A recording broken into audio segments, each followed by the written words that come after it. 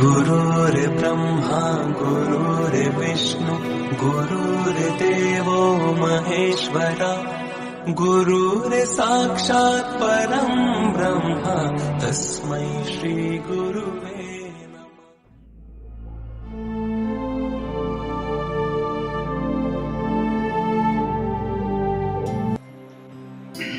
Good morning વિદ્યાર્થી મિત્રો, નમસ્તે. હવે આજે આપણે ધોરણ 9માં ગુજરાતી સબ્જેક્ટમાં વ્યાકરણ ટોપિક સંધિ વિશે અભ્યાસ કરીશું. તો મિત્રો, આપણે અભ્યાસની શરૂઆત કરીએ તે પહેલા હું તમને એક રિક્વેસ્ટ કરી કે આપ સૌ એક પેન અને નોટબુક સાથે રાખજો અને જ્યાં જ્યાં જરૂર પડે ત્યાં વિડીયો સ્ટોપ કરી અને તમારી નોટની અંદર લખતા જજો મિત્રો. જરૂરી જે પોઈન્ટ લાગે તમને એ બધું, અને ખાસ કરીને વિડીયો સ્ટોપ કરી અને અહીંયા જે લખેલું છે કોષ્ટક એ તમારી નોટબુકની અંદર ઉતારી લેજો. આ જરૂરી છે. તો મિત્રો, સૌથી પહેલા તો એ કહીશું કે સંધિ એટલે શું. મિત્રો, તમે ચિત્રકામ કરતા હોય અને કોઈ પીળો રંગનું ચિત્ર દોરતા હોય, તેમાં લાલ રંગનો લચરકો લાગી જાય તો શું થાય? તો મિત્રો, કેસરી રંગ બની જાય. જ્યાં લાલ અને પીળો ભળે તો કેસરી રંગ બની જાય, બરાબર ને? એવું કેમ થાય? એવું થવાનું કારણ એક રંગમાં બીજો રંગ ભળે તો એક ત્રીજો જ રંગ અલગથી બની શકતો હોય.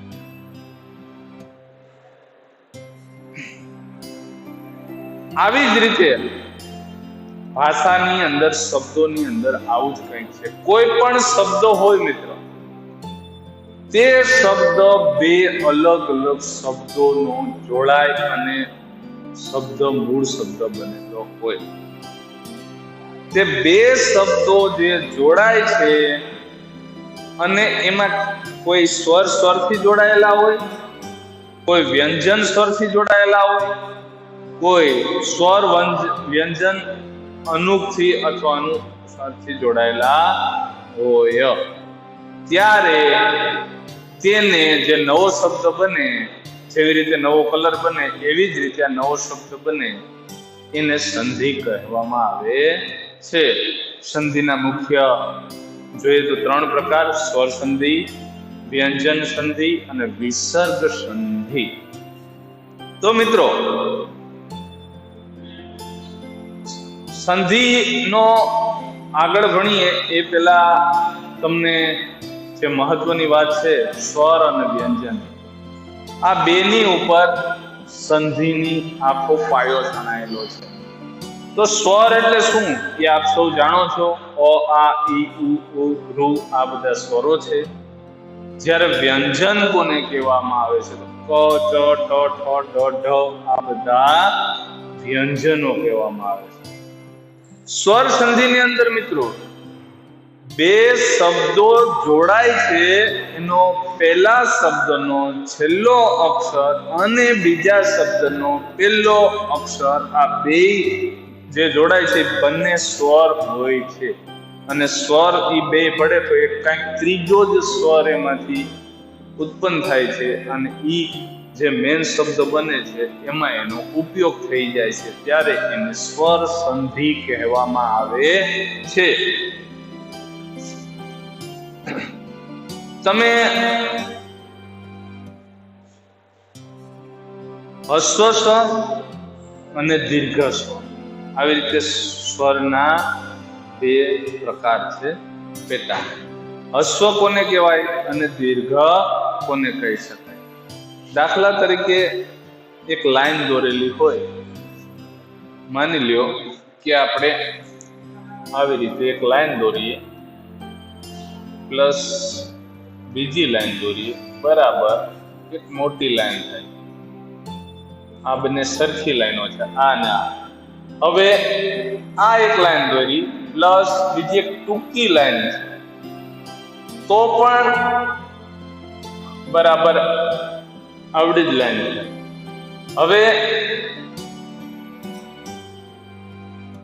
એક છે આગળ ટૂંકી અને પાછળ લોંગ લાઈન છે, તો પણ સરખી જ લાઈન બરાબરમાં આવે છે. તો મિત્રો સ્વરની રમત પણ કંઈક આવી છે સંધિની અંદર. હસ્વ સ્વર આવી જ રીતે પેલો હસ્વ સ્વર અથવા તો પેલો દીર્ઘ સ્વર અને બીજો હસ્વ સ્વર, આ બંને ભળે તો દીર્ઘ જ થાય. એવી જ રીતે બંને હસ્વ સ્વરો બે સરખા એક સરખા હોય તો બંને હસ્વ સ્વરો પ્લસ પ્લસ મળે તો પણ દીર્ઘ જ સ્વર થાય છે. ત્યારે એક હસ્વ સ્વર અને બીજો દીર્ઘ સ્વર અથવા તો પ્રથમ દીર્ઘ સ્વર અને બીજો હસ્વ સ્વર મળે તો પણ દીર્ઘ સ્વર બને છે. આવી જ રીતે ઉદાહરણ સહિત આપણે હવે જોઈશું. જો મિત્રો અહીં કોષ્ટક દોરેલા છે 4 તેમાં તમે જોઈ શકો છો. હવે અહીં આપણે તમે અહીં ધ્યાન આપજો બરોબર. સ્વર સંધિમાં શું આવશે? પેલો તો અ ની સામે અ. માની લો કે સૂર્યાસ્ત શબ્દ છે. હવે સૂર્યાસ્ત શબ્દ છે એ બે શબ્દોનો બનેલો છે. કોઈ પણ શબ્દો લઈ લ્યો સંધિના જોડીને જ બન્યો હોય છે. બે શબ્દો હોય એ મિક્સ થતા જ ત્રીજો શબ્દ ઉત્પન્ન થાય છે. હવે સૂર્યાસ્ત શબ્દના બે શબ્દ અલગ કરવા તો ક્યાં છે અથવા તો ક્યાં બે શબ્દો મળી અને સૂર્યાસ્ત શબ્દ બનેલો છે? તો સૂર્યાસ્ત આમાંથી કંઈક અલગ કરીએ તો સૂર્ય. બંને શબ્દોનું કંઈક મહત્વ હોય એવી જ રીતે અલગ થતા હોય. સૂર્યાસ્ત છે તો સુઈ કરીએ તો એ સરખું બેસે ના બેસે. એટલે સૂર્ય બેઠી ગયું સરખું, એવી જ રીતે બેસી જાય સરખું એને શબ્દ. અને યસ્ત સૂર્ય અને બીજું ઉત્પન્ન થયું યસ્ત. હવે મિત્રો અહીં જોજો આ સૂર્ય છે, આ યા શબ્દ છે, આ શ્રુતો એમનેમ આવ્યો અને યા શબ્દ છે એની અંદર અહીં શું ગણાય? આમાંથી કયો સ્વર? ગમે એક અક્ષર હોય એક સ્વર અને વ્યંજન થી ભેગો થઈને જ બનેલો હોય. આ તમને મેં આગળ ભણાવી દીધું છે, તમને પણ ખ્યાલ છે. કોઈ પણ અક્ષર હોય સ્વર વ્યંજનના મિલનથી જ બનેલો હોય છે. તો આને આપણે જોવાનો નથી, પણ આ જે ય અક્ષર છે એ ક્યાં સ્વર અને વ્યંજન થી બનેલો? તો ય છે એ વ્યંજન છે. એમાં કયો સ્વર ભળ્યો ત્યારે થયો? બાકી તો આ ખોડો જ થાય. ખ્યાલ છે ને આપને? તો એમાં ય ભળ્યો, અહીં યા નથી, ઓ નથી, ઉ નથી. એટલે એમનેમ હોય ત્યારે કયો સ્વર ભળે? અ. તો અહીં અ સ્વર ભળ્યો યમાં, તો અ આવ્યો પ્રથમ. સામે યસ તો અલગ પાડવું આને, તો સ તો એમને ન મૂકી શકાય, સામે મૂકવું જ પડે કઈ. તો અહીં ય આવ્યો. તો આ ય ને ય આપણે જેવી રીતે કીધું કે બંને સરખી લીટી હોય, એક નાની ને એક મોટી હોય, એક મોટી અને એક નાની હોય. એવી જ રીતે એક સ્વર હોય, બીજો દીર્ઘ હસ્વ સ્વર હોય, બીજો દીર્ઘ હોય. પ્રથમ દીર્ઘ હોય, બીજો હસ્વ હોય, પણ છેલ્લે દીર્ઘ જ સ્વર મૂકી શકાય. એનું જ પરિણામ આ ય પ્લસ ય, આ દીર્ઘ થયું એટલે યા થયું. સૂર્ય યસ્ત સૂર્યાસ્ત બેને ભેળવી દીધો તો યા થઈ જાય. તો આ ય છે યા આવી ગયો સૂર્યાસ્ત. બાકી બધું સેમે સેમ મુકાઈ ગયું. બંને લીટી દ્વારા તમને જે સમજાયું હોય એ નિયમ અહીં લાગુ પડે. હસ્વ રસ્વ કે દીર્ઘ આ બંને થાય અને છેલ્લે દીર્ઘ જ બને.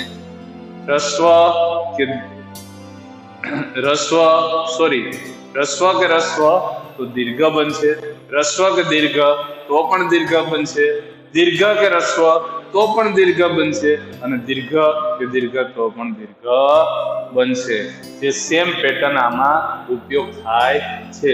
હવે આ આપણે જેવી રીતે જોયું એમ ય અને યા, આ બંને મળીને શું થાય? આ થાય. તો વાતાવરણ. તો આમાંથી અલગ ક્યાં ક્યાં બે શબ્દો પડ્યા મિત્રો? તો વાત, પછી પાછળ શું રે?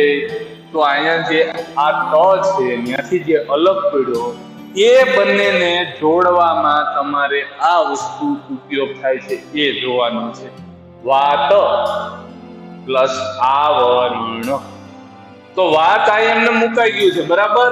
એનો મતલબ એ થયો કે આવી ગયો, બરાબર. પછી આ છે તા છે, તા એનું અહીંયા આ મુકાઈ ગયું છે. શું મુકાઈ ગયું? આ. એટલે આ તામાં ભળી જાય વાતાવરણ. સમજાણું મિત્રો? કોઈ પણ શબ્દ હોય એ બે શબ્દને અલગ પાડીએ. અલગ ક્યાંથી પડે?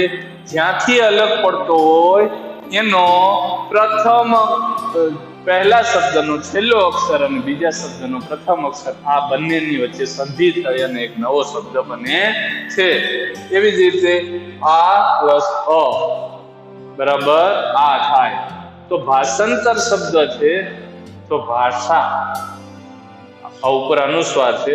ભાષા, ભાષ કે ભાષ કે ખાલી ભા મૂકીએ તો અહીંયા શબ્દ બનતો નથી. એટલે આમાંથી શું અલગ પડવા માટે? બંને શબ્દો બનવા જોઈએ. તો ભાષા છે અહીંયા શબ્દ બને પ્લસ આ. તો અહીંયા જે ખાલી આવી રીતે ભાષ મૂકી દઈએ તો આ શબ્દ નથી યોગ્ય રીતે બેસતો. આથી શું મૂકવું પડે? આ ભાષા. અને આ પ્લસ અ બરાબર આ થાય. એટલે મતલબ કે ભાષા પ્લસ જે આ છે એના બદલામાં અ મૂકવો પડ્યો. અને ઉપર જે અનુસ્વાર છે, અનુસ્વાર ને ત માં ભળી ગયો એટલે ન. ભાષા અંતરા બે શબ્દ મળીને ભાષાંતર બન્યું. એવી જ રીતે આ પ્લસ આ બરાબર આ. તો વિદ્યાલય શબ્દ છે તો વિદ્ય એવું લખીએ તો એ શબ્દ યોગ્ય બેસતો નથી. આથી વિદ્યા. આ પ્લસ લય છે તો આ લય. આ શબ્દ બે છે. ગુજરાતી ભાષામાં બે શબ્દ અલગ અલગ રીતે ફાઇન્ડ કરે છે. એટલે આ બે શબ્દ જયારે ભેગા થાય છે ત્યારે આ પ્લસ આ વિદ્યાલય. આ છે ઓટોમેટિકલી આમાં ભળી જાય. અને આ લય શબ્દ અહીં અલય લખીએ તો અલય કોઈ શબ્દ બનતો નથી એટલે યોગ્ય બેસે નહીં. આથી ઓપ્શનમાં આ લખવું પડે અને એના માટે ગમે એ લખી શકીએ આ પ્રમાણે. હવે તમને આ કોષ્ટક સમજાઈ ગયું? આ ય નું કોષ્ટક છે. ય સાથે શું? ય ભળે, યા તો યા ભળે, યા તો આ સાથે અ અથવા તો આ સાથે આ. આવી રીતે ભળીને આ જે કોષ્ટક બન્યું છે એનો આ એક કોષ્ટક આ આપણે ભણી લીધું. હવે મિત્રો બીજું કોષ્ટક ઈ વાળું છે. રસ્વઈ કે દીર્ઘઈ, અથવા તો આ જ રીતે રસ્વઈ કે રસ્વઈ મળે તો દીર્ઘઈ થાય. દીર્ઘઈ કે રસ્વઈ મળે તો પણ દીર્ઘઈ થાય. દીર્ઘઈ કે દીર્ઘઈ મળે તો પણ દીર્ઘઈ થાય. અને રસ્વઈ કે દીર્ઘઈ મળે તો પણ દીર્ઘઈ થાય છે મિત્રો. હવે અહીંયા કોષ્ટક પ્રમાણે આપણે જોઈએ. જુઓ મિત્રો, અહીં જે કોષ્ટક આપેલું છે એમાં પેલું છે રસ્વ ઈ, બીજું છે રસ્વ ઈ. તો બંને રસ્વ ઈ મળી અને એક દીર્ઘ ઈ બન્યો છે. એવી જ રીતે બીજાની અંદર તમે જોઈ શકો છો તો રસ્વ ઈ પ્લસ દીર્ઘ ઈ. તો રસ્વ ઈ અને દીર્ઘ ઈ બની અને પ્લસ બરાબરમાં શું આવ્યું? દીર્ઘ ઈ. પછી તો કે દીર્ઘ ઈ પ્લસ રસ્વ ઈ, દીર્ઘ ઈ પ્લસ રસ્વ ઈ તો પણ દીર્ઘ ઈ. હવે બંને દીર્ઘ ઈ તો પણ દીર્ઘ ઈ. એનો મતલબ આ સેમ પેટર્ન ય અ માં લાગી હતી એ જ પેટર્ન અહીં લાગે છે, પણ આ ઈ ની પેટર્ન છે. બંને રસ્વ ઈ તો દીર્ઘ ઈ, પેલું રસ્વ ઈ ને બીજું દીર્ઘ ઈ તો પણ દીર્ઘ ઈ, પેલું દીર્ઘ ઈ ને બીજું રસ્વ ઈ તો પણ દીર્ઘ ઈ થાય, અને બંને દીર્ઘ ઈ તો પણ દીર્ઘ ઈ જ થાય. હવે વિગતવાર આપણે જોઈએ તો હરી ઈચ્છા આ બંને જે છે એ રસ્વ ઈ આપેલા છે. હરી ઈચ્છા બે શબ્દથી જોડાયેલો, કોઈ પણ બે શબ્દથી તો જોડાયેલો જ હોય છે મિત્રો. તો હરી છે એ ભલે અહીં દીર્ઘ છે, પણ દીર્ઘ કઈ રીતે બન્યો? એને બે અશ્વ ભેગા થઈને એક દીર્ઘ બન્યો. એટલે અહીં જે છે હરી છે અહીંયા રસ્વ થઈ ગયો, અને અહીંયા ઈચ્છા છે ખાલી ઈચ્છા, તો એનો શબ્દનો કોઈ મતલબ નથી. એટલે ઈ ભયડો તમારે આ જ જોવાનું. અહીં શું તો કે ભાઈ આને બે અલગ કઈ રીતે પડે? તો ઈ છે તો ઈ થી પડે, તો એમાં કયો ઈ આવે? તો કે આને હરી છે તો એ રસ્વ થઈ ગયો, અને ઈચ્છા છે તો ઈ જ નાખવો પડે, ઈ સાથે ઈ જ પડે, એમાં બીજું તો કઈ ભળતું જ નથી. તો ઈચ્છા છે ઈ પણ રસ્વ છે, તો ઈચ્છા થઈ હરી ઈચ્છા. એવી જ રીતે પરીક્ષા, તો પરી છે ઈ રસ્વ થઈ ગયો, અને ઈચ્છા છે ઈ જોડણીના નિયમ પ્રમાણે દીર્ઘ ઈ છે. એટલે આમાં બંને અશ્વ છે, આમાં પ્રથમ છે અશ્વ અને બીજું છે ઈ દીર્ઘ. પરીક્ષા બે શબ્દ જોડાઈને પરીક્ષા બની ગયો. એવી જ રીતે દેવીચ્છા, તો પેલું છે ઈ દીર્ઘ ઈ છે ને બીજું છે ઈ રસ્વ ઈ છે, બંને થઈને દીર્ઘ જ બને. આમાં તમે જોઈ શકો છો આ દીર્ઘ આ દીર્ઘ આ દીર્ઘ, આ પણ દીર્ઘ. તો દેવી છે એ જોડણીના નિયમ પ્રમાણે કઈ રીતે લખાય? દીર્ઘ. તો દેવી શબ્દ છે, સામે ઈચ્છા, તો ઈચ્છા છે અહીંયા હસ્વ લખાય, એટલે દેવી ઈચ્છા આખો શબ્દ બની ગયો બંને. હવે ગૌરીશ્વર, તો ગૌરી શબ્દ છે ને સ્વર ખાલી બેસે નહીં, એમાં આને અલગ પાડવાનો તમારે મેન વસ્તુ અહીં જોવાની કે કઈ રીતે અલગ પડે. તો ગૌરી, તો પેલો પણ દીર્ઘ અને ઈશ્વર એ પણ જોડણીના નિયમ પ્રમાણે દીર્ઘ જ લખાય. એટલે ગૌરી અહીં અલગ પડવામાં દીર્ઘ, અને ઈશ્વર પણ દીર્ઘ, એટલે ગૌરીશ્વર થઈ ગયું. હવે મિત્રો તમે આમાં જોયું, આ બંને કોષ્ટક જોયા, પેલો અ વાળું જોયું, બીજું ઈ વાળું જોયું. અ સાથે ક્યાં ક્યાં મળે? તો દીર્ઘ આ જ આવે બધીમાં, અને ઈ અશ્વ હોય કે દીર્ઘ, એમાં જે પડે એમાં પણ છેલ્લે દીર્ઘ જ આવે. તમે જોઈ શકો છો દીર્ઘ દીર્ઘ દીર્ઘ અને દીર્ઘ. હવે આમાં તમારે અલગ પાડવામાં ખાલી બંને બાજુ ઈ જ આવે, પણ કયો ઈ આવે ઈ ખાલી તમારે જે બંધ બેસતો હોય ઈ મૂકવો પડે. હવે મિત્રો ત્રીજું કોષ્ટક ઉ વાળું, જે આ સ્વરો જ છે બધા, આ સ્વરો જ વ્યંજનોમાં આપણે ક્યાંય આવ્યા નથી. સ્વર સાથે કયો સ્વર પડે તો શું થાય એ જ આપણે જોઈએ છીએ. તો મિત્રો હવે આપણે જોઈએ તો ઉ વાળું કોષ્ટક જોઈએ. જેવી રીતે અ, જેવી રીતે ઈ જોયું, એ જ આ સેમ પેટર્ન, નાના મોટું, નાના હસ્વ દીર્ઘ રસ્વ દીર્ઘ રસ્વ દીર્ઘ ગમે એવું હોય, છેલ્લે સામે શું આવે? દીર્ઘ જ આવે.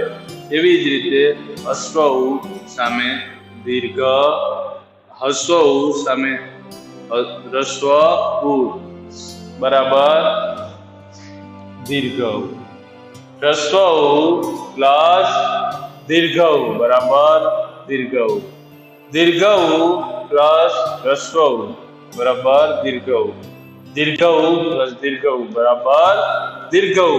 બધામાં દીર્ઘ ઉ આવેલો છે, જેવી રીતે અહીં જોયું તેમ. હવે શબ્દો એવી રીતે, તો કઈ રીતે આમાં છૂટા પડીને જોડાય એ તમને જોયું. ગુરુ ઉપસદન, ગુરુ સદન. હવે ગુરુ, તો મિત્રો તમે જોઈ લો રસ્વ રસ્વ, તો આ જે છે એ ગુરુ સદન. તો ગુરુ કેમ લખાય? તો આવી રીતે અહીં રસ્વ આવી જાય, તો સામે પણ સદન પસદન છે તો પસદન શબ્દ બને નહીં. તો એમાં શું ઉમેરવું પડે? ઉ હોય તો સામે ઉ જ આવે, પણ કયો આવે? રસ્વ ઉ. ગુરુ ઉપસદન. ગુરુ અને ઉપસદન આ બે શબ્દ જોડાય અને ત્રીજો નવો શબ્દ ગુરુ ઉપસદન બનેલો છે. એવી જ રીતે સિંધુર્મી શબ્દ છે. તો મિત્રો આમાં સીધું ને સિમ્પલ જો આવી રીતે જોડાયેલું હોય તો તમને ખબર જ પડી જાય. સંધિ જોડાયેલી હોય અને એને છૂટી પડેલી હોય ને જોડવાની હોય તો તમને ખ્યાલ જ પડી જાય કે સિંધુર્મી બે એવું ભેગા થાય એટલે દીર્ઘ થાય. એટલે સિંધુર્મી અલગ પાડવામાં તો સિંધુ પ્લસ ઉર્મી. ઉ આવ્યો તો સામે આવ્યો ઉ તો મૂકવો જ પડે. બે ઉ ભેગા થાય અને દીર્ઘ ઉ થાય. એટલે અહીંયા ઉર્મી શબ્દ છે જોડણીના નિયમ પ્રમાણે દીર્ઘ છે અને અહીંયા રસ્વ છે સિંધુ. રસ્વ લખાય તો સિંધુ ઉ આ બે ઉ મળી અને દીર્ઘ ઉ પડ્યો સિંધુર્મી. સમજાઈ ગયું મિત્રો? એવી જ રીતે વધુલ્લાસ તો વધુ જે છે ઈ તો એક યોગ્ય શબ્દ એમને બેસી ગયો. ઉ આવે તો સામે લાસ શબ્દ તો લખાય નહીં મિત્રો. તો ઉ સામે ઉ જ આવતો હોય, પણ આ દીર્ઘ છે તો દીર્ઘ સામે શું આવે?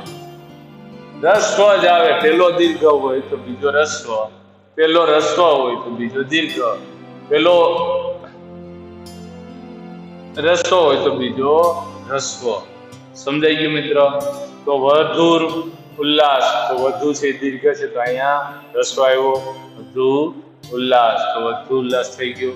વધુર્મી તો વધુ તો દીર્ઘ જ લખાય તો ઉર્મી પણ દીર્ઘ જ. અહીં ઉર્મી દીર્ઘ જ લખાય તો વધુ બે ઉ દીર્ઘ ભેગા થાય તો છેલ્લે એક દીર્ઘ ઉ બન્યો.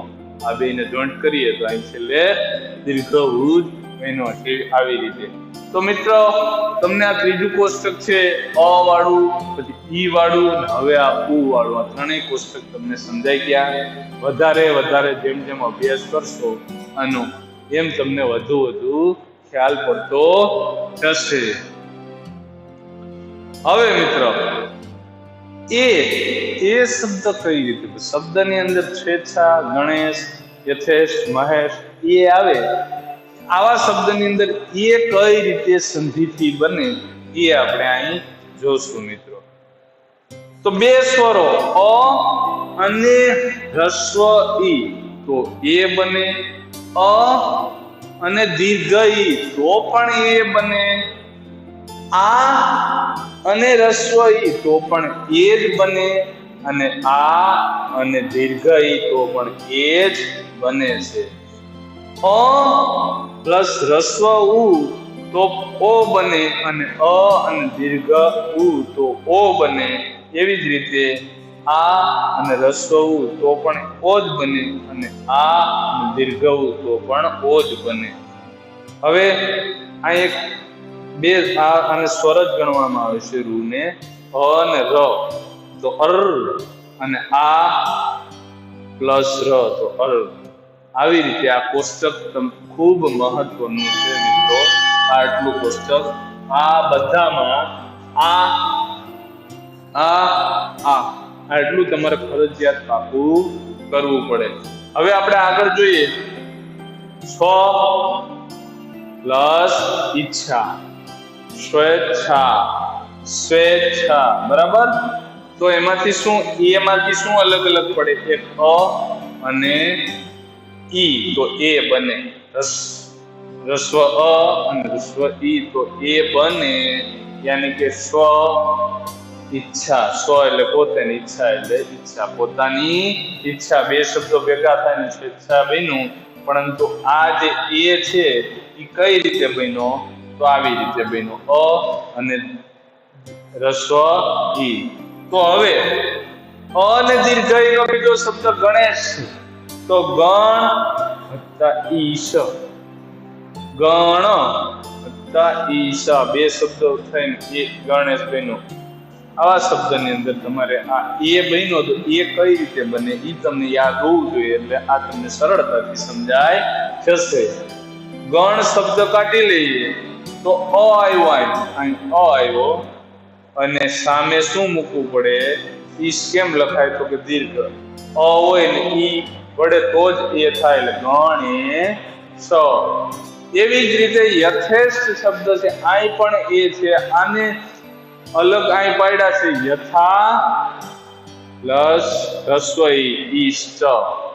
ઈષ્ટ રસ્વ લખાય ને યથા અહીં આપણે જોઈએ એમ આ પ્લસ રસ્વઈ યા તો દીર્ઘઈ તો પણ એ જ થાય. તો યથા યા આ આવ્યો અને ઈ રસ્વ મુકાણી એટલે એ થયો યથેષ્ટ. એવી જ રીતે મહેશ શબ્દ છે, મહેશ. તો અહીં જો મહ લખીએ ને પછી ઈસ લખીએ તો મહ છે એવો શબ્દ કોઈ ગુજરાતીમાં અર્થ એનો થતો નથી. આથી અહીં શું આવે? આ મહા તા ઈસ દીર્ઘ ઈ ઈશ મહેશ. એવી જ રીતે હવે અહીં જોઈએ આપણે વનોત્સવ. તો વનોત્સવ ઓ કઈ રીતે બને? તો અ રસ્વ ઉ અથવા તો દીર્ઘ ઉ તો ઓ જ બને મિત્રો. એટલે વન શબ્દ યોગ્ય બેસી જાય તો અ આવ્યો વન. એટલે આ ન શબ્દ છે એક સ્વર અને એક વ્યંજન થી પૂર્ણ રીતે બને ન શબ્દ. તો ન અને એમાં ય પડે એટલે ન બન્યો. બાકી ખાલી ન ખોડો પ્લસ અ પડે એટલે પૂર્ણ રીતે ન બને. એટલે વન આવ્યો અને આ રસ્વ ઉ ઉત્સવ ઓઢા. તમારે આ જોવાનું નવોઢા. ઓ કઈ રીતે બન્યો? તો કે નવ તો એક સંખ્યા અને ઉઢા એટલે આવી જ રીતે નવોઢા શબ્દ બનીને આખું નવી વહુ એવો શબ્દ એનો અર્થ થાય છે. તો નવ અહીં પણ અ આવ્યો અને ઉઢા કઈ રીતે લખાય? તો દીર્ઘ ઉ. તો નવ ઉઢા શબ્દ બની ગયો મિત્રો. એટલે નવોઢા થઈ ગયું. હવે મહો દધી, મહોદધી આવા શબ્દ છે. અહીં પણ ઓ શબ્દ લખાયેલો છે. ઈ કઈ રીતે બને મિત્રો? તો મહ લખીએ તો યોગ્ય ન ગણાય એટલે મહા શબ્દ થાય છે. તો આ પ્લસ રસ્વ ઉ કે આ પ્લસ દીર્ઘ ઉ તો ઓ બને. અ પ્લસ ઉ અથવા તો આ પ્લસ ઉ તો બંનેમાં ઓ બને. મહા ઉદય, ઉદય રસ્વ લખાય અને મહા ઉદય મહોદય. ગંગોર્મી તો ગંગ મૂકીએ તો એ શબ્દ યોગ્ય નથી.